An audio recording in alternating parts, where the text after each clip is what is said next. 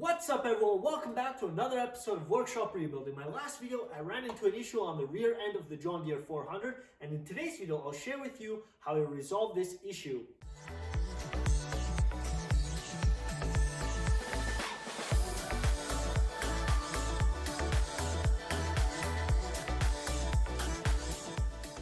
Walking up to the rear end of the John Deere 400, I have the rock shaft, which is fully installed.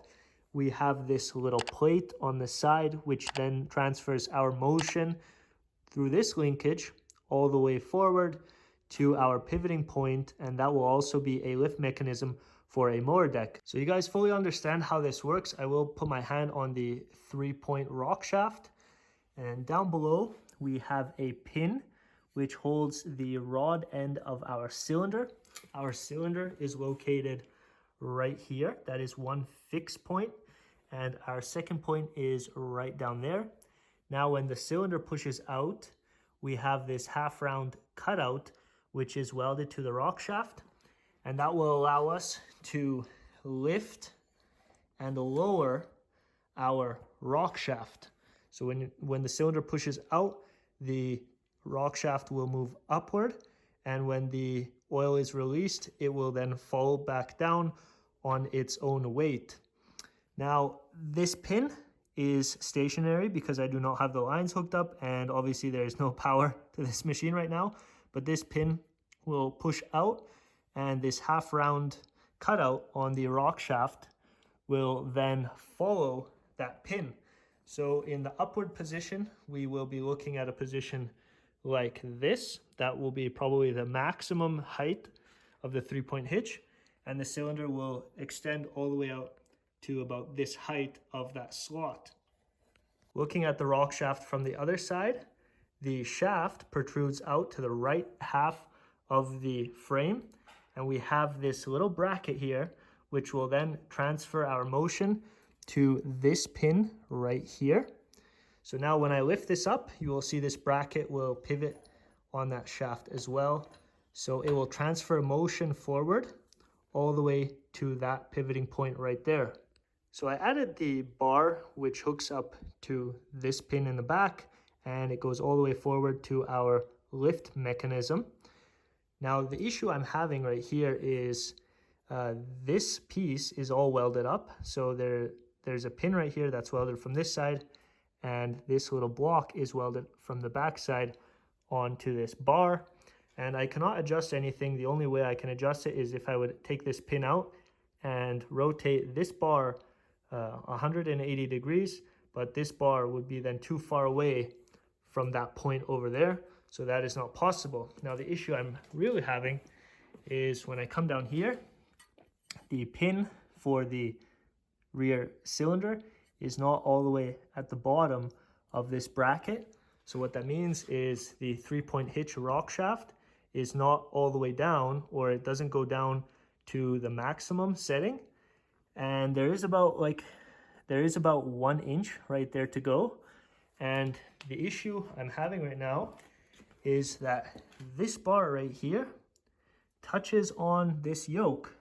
You guys can see that right there. It's touching on this yoke right here, and that is not allowing the bar to go any further. It would go further, but as you guys can see, it touches up on that yoke right there and will not allow this whole mechanism to go down far enough. For every problem, there is a solution, and I'll share with you guys how I will resolve this issue. Before I modify anything on this garden tractor, I made sure that the brake linkages, so everything from the brake pedal down to the brakes, is exactly the same as on the left side or on the opposite side. I double checked that, and everything is exactly the same, so I know there is no flaw within the brake system. That leads me to think that there's something wrong on the assembly of the rocker shaft, this bar right here, or even this longer bar that goes to our lift mechanism for the mower deck. On the back side of this bar, the weld is very poor, so that led me to think that somebody already fiddled around with this bar right here. I made an Instagram post the other day that this is OEM John Deere welding, but now I might take that back because I think somebody already fiddled around with this, and it could be that somebody welded that up themselves since that weld might have broken on them. I'll give you guys a close-up view on this bracket right here. It has a little weld which is hooked up to a pin on the rear, and we have a little spacer which is welded onto this bracket, and that spacer in the back has a bore going straight down into the shaft of the rock shaft. Now I have a pin which isn't inserted all the way just to give it a location. This pin will follow down the dotted line. So when you look at it, it's perfectly vertical at the moment. But my option now, what I can do, since this weld in the back is not very tidy or nice in general, I will take this tab, remove it from this spacer in the back. So I will grind this off, and I will offset this bracket with the solid yellow line that you see right here. So now I will be offsetting this bracket by the yellow line, and that is about 15 to 20 degree down. And what that will allow me to do is take that pivoting point right there, which is too high for our brake yoke, and that will offset it down by 15 to 20 degree. The position will then be down here somewhere, and this bar, which I have in my hand right now, will be much lower as well. So you guys can think of it that the point is right here, and it is touching the yoke or interfering quite a bit. So now if I take that point and bring it down to somewhere right there, it is not touching that yoke anymore, and that will resolve my issue. Before I modify this bracket, I'd really appreciate it if you hit that like button down below. I have a good feeling I can resolve this issue, so I'll get the grinder and I'll get my welder and fix up this bracket to make it work again.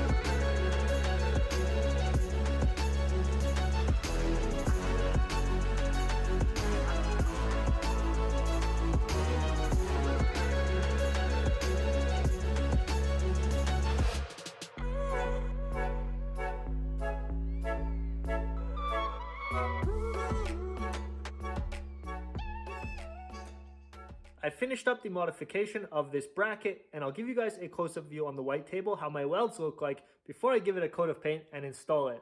Right here is a close-up view on the bracket welded to this washer or spacer. I will show you my welds all the way around the perimeter. They are better than whoever welded this before. I'm satisfied that it holds very good, and I welded all the way around. Whoever welded it before left the portion out below the bore of the spring pin, so they didn't weld here or on this side. They were probably afraid to actually weld into this bore, but I welded all the way around and I got it where it doesn't protrude into that bore whatsoever. Another very important thing was to line this spacer up to the bracket. So I marked these yellow lines once more so you guys can see this line is perfectly in the middle with the bore, and the same thing on this side. This yellow line is perfectly in the middle with that bore. So everything lined up just the way I wanted it to. Now I can give this part a coat of paint, and I'll be installing it onto the mainframe again.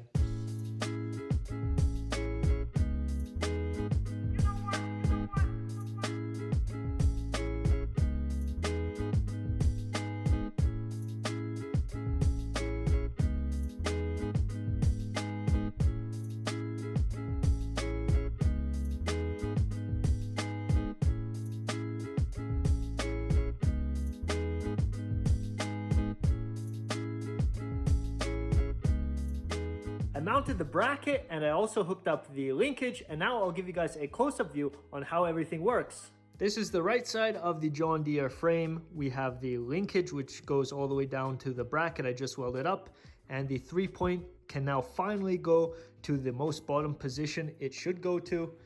On the back, I will give you guys a close-up view. The pin is now all the way on the bottom of the slot, so I can lift it and lower it, and it will now touch right there on the bottom of the slot, and that also touches the pin. So that's exactly what I wanted to achieve.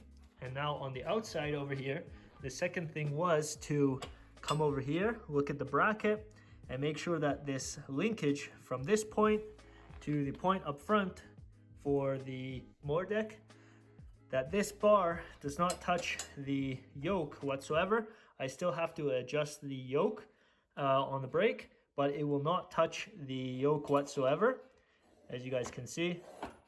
As you guys just saw, it will not touch the yoke, and the 3-point is now to the most bottom position, and I'm super satisfied with how that bracket came out. I was thinking of modifying something else at first, and then I had a good look at all the linkages once more and all the pivoting points, and I noticed that bracket had a bad weld on it, and I came to the conclusion that somebody might have fixed that in the past. The welds weren't any good, so I went ahead, fixed that bracket, and now everything should work just fine. If any of you out there have a John Deere 400 and you have the exact same issue, let me know down below. This might be a factory issue, I'm not sure. According to the drawings online, I cannot see the full assembly. I can only see certain parts, so I'm not exactly sure how it looked fully assembled. But let me know down below in the comments if you guys have a flaw like this on your John Deere. So with that said, I'm going to wrap up this video right here. If you guys enjoyed this content, please hit that like button down below. Consider subscribing if you haven't already, as I'll have a couple more videos before the new year. And if you guys hit that bell notification, you guys will be one of the first to see my videos. So stay tuned.